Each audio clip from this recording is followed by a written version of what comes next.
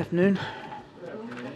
So today I'm pleased to say that another 66 trucks got into Gaza over the last 24 hours with life-saving humanitarian assistance, including food, water, and medicine. It's the highest single-day delivery so far, but again, it's a trickle compared to what needs to get in, and we're going to keep working that very, very hard.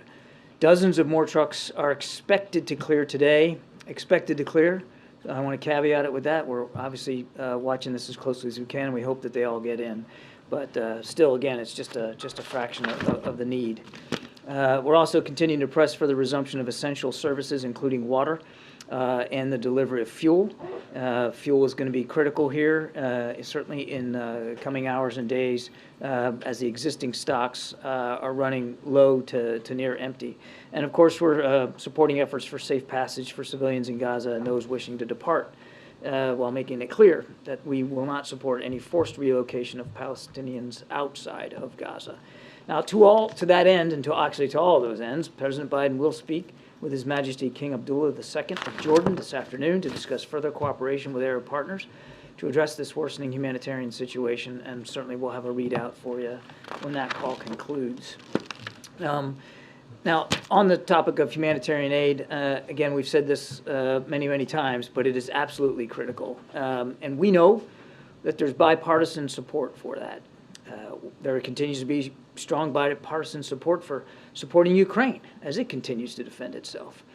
This is international interest, and these two issues, Ukraine and Israel, are intertwined. Putin and Hamas may be different threats, but as the president said in his primetime address a week or so ago, they both want to annihilate a neighboring democracy. History's taught us that when terrorists don't pay a price, when dictators don't pay a price, they only cause more chaos, death, and destruction. They just keep going. And the cost and the threats to the United States and to the world keep rising. To paraphrase Winston Churchill with a little bit of my Florida upbringing, it's like feeding the alligator, hoping that he's going to eat you last. Secretary Austin and Secretary Blinken testified this morning before the Senate about how critical it is to advance the national security supplemental request that the president has put forward.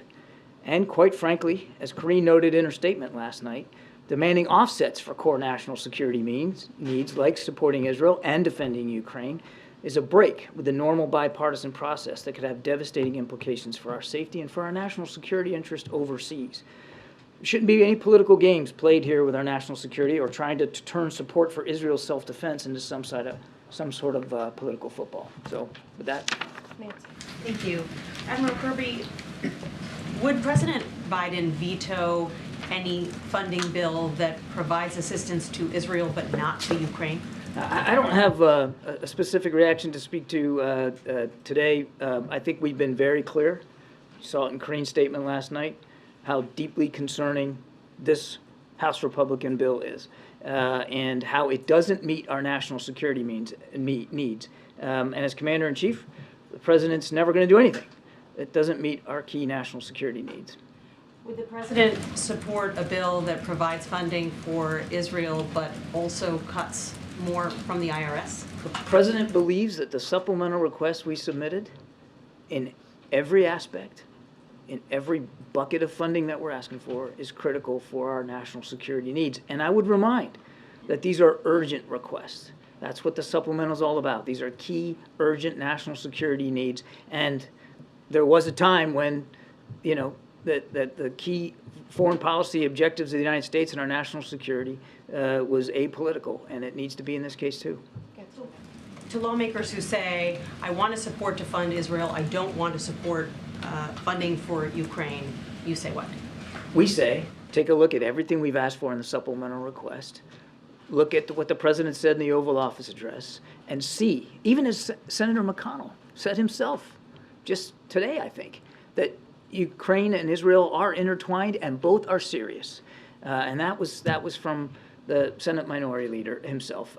We say, first of all, we know that there's bipartisan support, even in the leadership, that those who are against trying to fund Ukraine or trying to siphon off humanitarian assistance out of the Israel funding, they don't represent the majority of their caucus. And again, take a look at the whole request and see how important it is for all our national security needs.